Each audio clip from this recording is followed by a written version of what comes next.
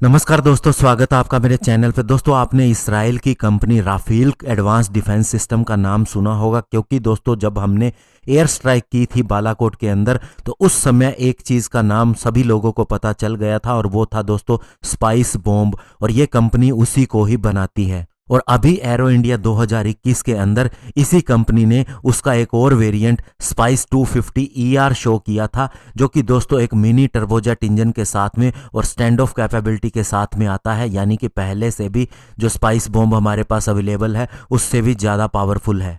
और अभी इसी राफेल कंपनी ने Hyderabad based Bharat dynamic limited के साथ में एक पैक्ट साइन किया है, जिसके तहत ये दोनों एंटी टोरपीडो डिफेंस सिस्टम बनाने जा रहे हैं। एली हेफेट्स, जो कि दोस्तों कॉरपोरेट रीजनल डायरेक्टर हैं Rafael advance defence system India के, उन्होंने बताया कि BDL के साथ में ये जो कॉन्ट्रैक्ट किया गया है, इसके तहत न केवल टेक्नोलॉजी ट्रांसफर होगी बल्कि इंडिजिनस कंटेंट को भी सोर्स किया जाएगा इंडिया से ही। तो ऐसे में दोस्तों और उन्होंने क्या बातें कही हैं और क्या भविष्य है राफेल एडवांस डिफेंस सिस्टम का इंडिया के आत्मनिर्भर भारत के लिए, आज इसी पर बात करते हैं। चलिए दोस्तों शुरू करते हैं। तो दोस्तों उनसे सबसे पहले पूछा गया स्पाइस 250 ER के बारे में, यानी एक्सटेंडेड रेंज के बारे में। तो उन्होंने बताया ये स्पाइस फैमिली का ही बॉम्ब है, जैसे कि स्पाइस 250, स्पाइस 1000 और स्पाइस 2000 गाइडेंस किट आती है। ये एक stand off autonomous air to surface weapon system है, जो कि स्ट्राइक टारगेट के पिन पॉइंट एक्यूरेसी के साथ में अटैक करता है। और ये GPS पर डिपेंड नहीं करता, ये अपने autonomous electro optics scene matching artificial intelligence algorithm के हिसाब से अटैक करता है। लेकिन जो स्पाइस 250 ER होगा, इसके अंदर एक मिनिएचर टर्बोजेट इंजन भी लगा होगा, जिसके साथ में एक इंटरनल JP810 फ्यूल सिस्टम भी होगा, जो इसे कम से कम 150 किलोमीटर की रेंज देगा। और साथ ही जो मिशन होगा, प्लानिंग सिस्टम होगा, एयरक्राफ्ट इंटरफेसिस या एयर क्रू ऑपरेशन होगा, वो सेम ही रहेगा।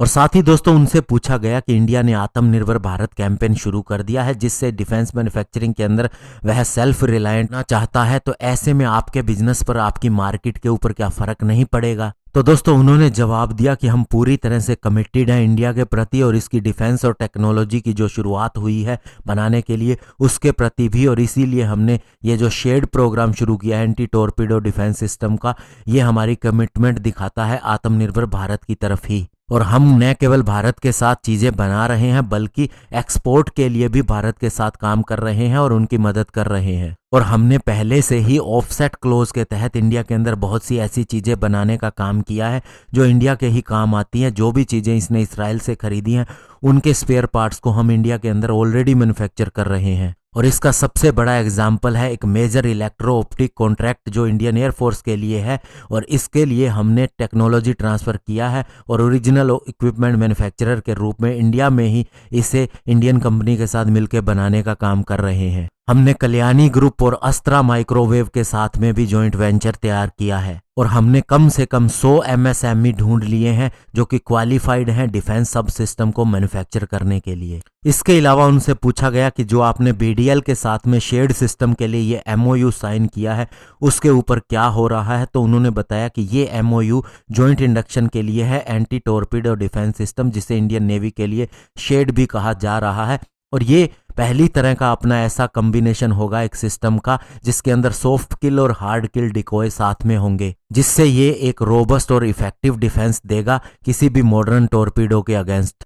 तो दोस्तों ओवरऑल कहने का मतलब ये है कि उनसे बहुत से सवाल पूछे गए, इवन चाइना के साथ में और पाकिस्तान के साथ में स्टैंड ऑफ को लेकर भी पूछे गए। तो उन्होंने कहा कि हम हर तरह की टेक्नोलॉजी देने को तैयार हैं और हमेशा से इंडिया के साथ में खड़े हैं। और दोस्तों ये रियलिटी भी है कि इसराइल हमेशा ही हमारे साथ खड़ा रहा है, चाहे वो कारगिल का वार हो या अन्य कोई सिचुएशन हो। तो ऐसे में अब उनकी कंपनी भी यहाँ पर बहुत बड़े जॉइंट वेंचर बना रही है, तो इससे दोस्तों उनका दायरा भी बढ़ेगा और हमें भी बहुत सी चीज़ें सीखने को मिलेंगी, और ये दोनों देशों के लिए अच्छा है। धन्यवाद। जय हिंद।